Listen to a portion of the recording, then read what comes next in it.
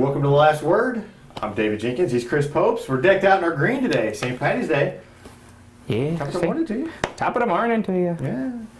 Fighting Irish. Hit the pub later. Yeah. No, that's not an That's what was Irish that? accent. That was awful. I'm usually pretty good with accents. That was bad. Wow. I admit, I'm sorry. That was horrible. I don't know what That was a bad accent. That was like a mix of German and Spanish. And a little bit of Mexican thrown in Yeah, there. yeah. Spanish. Yeah. Some Yeah, Mexican. I apologize. I will never try another accent on this show ever again. Let's skip forward. Yes. and forget the. We're wearing our St. Patty's Day stuff. You can't pinch us now. We're going to move forward. Yes, you can hit us, but can't pitch us. Right. Final four, we've got one team left, the Sikeston Bulldogs. One team left to win a state championship. It'd be the only Southeast Missouri's only chance here. Sikeston takes on familiar foe Vashon. Everybody's heard of Vashon, but it's been a while since they've been up there. It has, and they hit a stretch where they just didn't have the influx of talent, and now they do. I mean, they are extremely deep.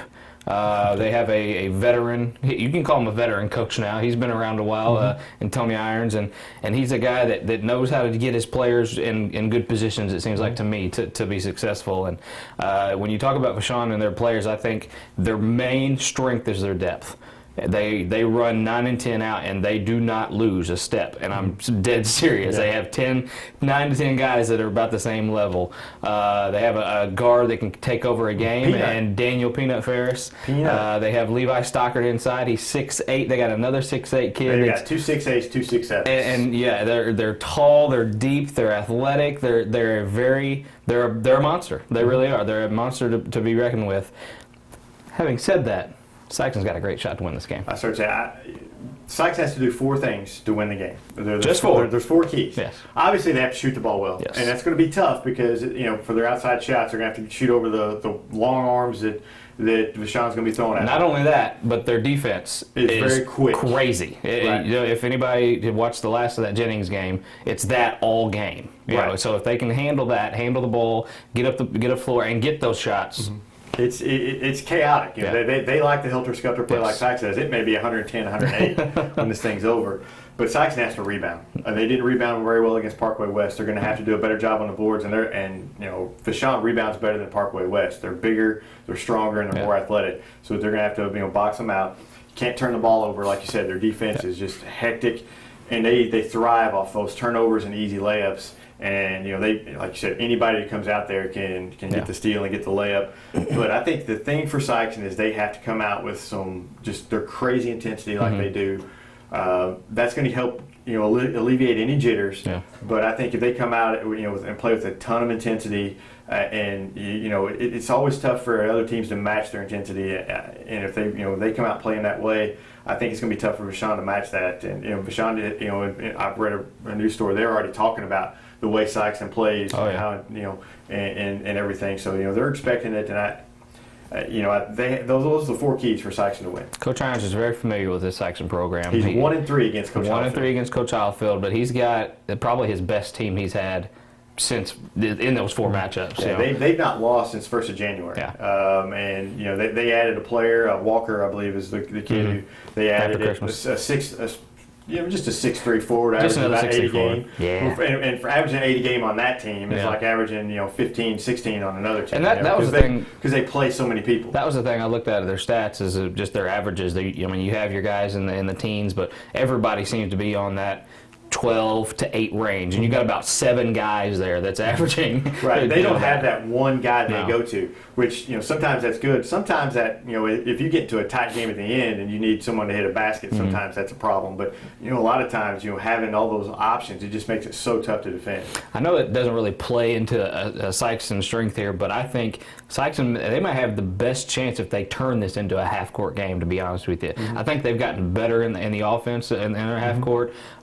Vashon doesn't seem to be that way. They seem to get a lot of their points off their turnovers with their press. If they can kind of turn this into a half-point game and come out strong, I think that's a huge key for them to come out strong at Mizzou in that big, huge atmosphere. There is no chance this is a half-court game. Oh, I know, but just completely flip it. That would be a story in itself. Oh, I don't think it will be, but I'm just saying. The way Sikeston likes to play, and we've seen Vashon, the way Vashon likes to play, this game's going to be a high-scoring scoring. But of course, when it's always those games when you expect that you get the game in the 50s. Here's my reasoning is because you take away. I mean, obviously you still have to beat the press. You have to beat those guys, but you take away that strength for Vashon if you turn that into a half-court game.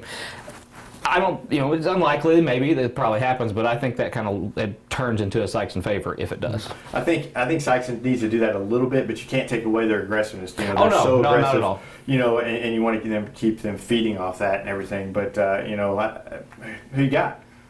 Oh man, you put me on the spot. I wasn't gonna. And there's no push. You got to give us a.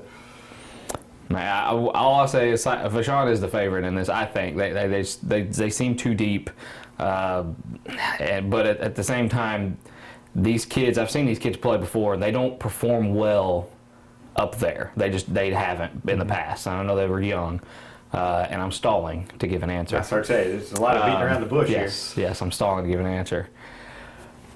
Sikeston by 3.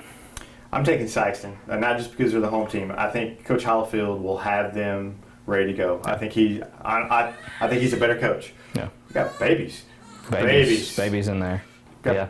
Bring your kids to work day. My pick's going to be Sikeston. Yeah. I think, and not because it's the homer pick. I think when it comes down to brass tacks, I think Coach Hollifield's a better coach than Coach Irons, and that's not a slam on Coach Irons. It's a testament to how he has the record to back it up. More than 3 against him. and Coach Hollifield he's just a very good coach, and you give him a week to prepare for somebody, he's going to be ready. Now, if they had been playing this in a championship game and they would have had to beat somebody else in the semifinal, I think I might take Vashon. But I think he's going to have them so prepared. They're going to know Vashon up, forwards, backwards, up, down. I just think they're going to know him so well. I think they're going to win. And I say Sikeston by 8. That's always an advantage. Their coaching staff is because they're some of the best in the business. And you're right, they're always prepared. It seems like for their opponent. The only thing that kind of swayed me is that the Jennings game, the last of the fourth quarter, they just weren't prepared. I know that kind of caught them off guard. They got up big and that thing, but they can't do that against this team. Not early. If they do, then it could get in trouble. Right, and you would think that Coach Hollifield would have them ready for it. Sure. And he can simulate. One thing that Sikeston has the advantage of, they can kind of simulate the Vashon athleticism and speed that a lot of other teams can't. So I think that's a benefit for them. The one thing Vashon has is their height, and they can kind of pass the ball over Sikeston's press a little bit. But I think Sikeston. Watch Sikeston. If you've never watched them, they never let anybody score on an inbounds play. Never, because they're so prepared. They never let anybody score on an inbounds play, and just if you ever just a little bit of insight, that just never happens. And I see them play a ton, and it's just. It's kind of amazing they never. It is very rare that happens. That you mentioned that it's just one of those things where it's just they know exactly what to do on the floor, and that's just a testament to their coaching staff. So. The other game, they're going to have to play the winner or loser depending on what happens. So the Helias Lafayette game, both those teams are very good. Helias, they kind of have the height. Lafayette usually has a ton of height, but they're kind of come in just kind of a normal. I think their tallest kid's 6'4". Yeah. A couple 6'2s, but and the best mascot in the state. Yeah, just saying. Yeah, very fighting Irish. Very. They have a very good. Both teams have a very good tradition. Lafayette, Sikeston remembers them. They beat them in 2011 semifinal. They've only lost to one Missouri team. They lost to Barstow, who was in Class 3. Yeah. So they're tough. Helias tough. Either one of those teams are going to be a tough opponent. Class 4 is those 4 teams up there are very good. Yeah, it's a hooker. It really is. And when you talk about playing Vashon, and you think, that's a big, huge victory. It's always the next game that gets those teams, and you got to watch out for that. But Vashon, I think, is definitely the toughest matchup. Obviously, this game is the toughest matchup, and I'll go as far as say this probably would be the championship team to come out of this game here. But it's not going to be easy. No. Don't let me get say that, but because these teams are very historically very good and very good head on their shoulders, and they know exactly what to do with their game plan, and they're kind of if just kind of give a comparison, I would think they'd be kind of like a Parkway West, kind of slow the game down, real smart passing team, stuff like that. But yeah, it's always the game after that you got to worry about. And unfortunately, that's a state championship game. So. Right. And Helias beat Borgia. Yeah. Sikeston fans are all about that. So to beat Borgia takes a lot, and so that's a good thing. Both teams are very balanced too. So that'll be a good game in itself. So.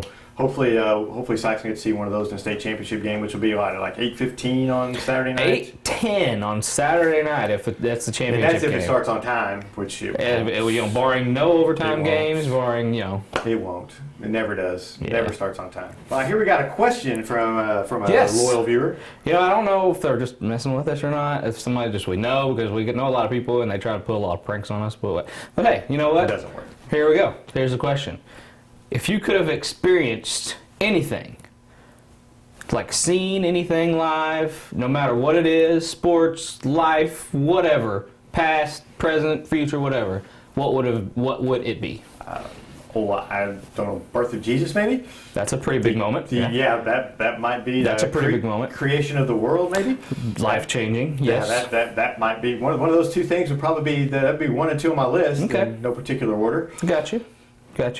What about you? This email, I want to know who wrote it.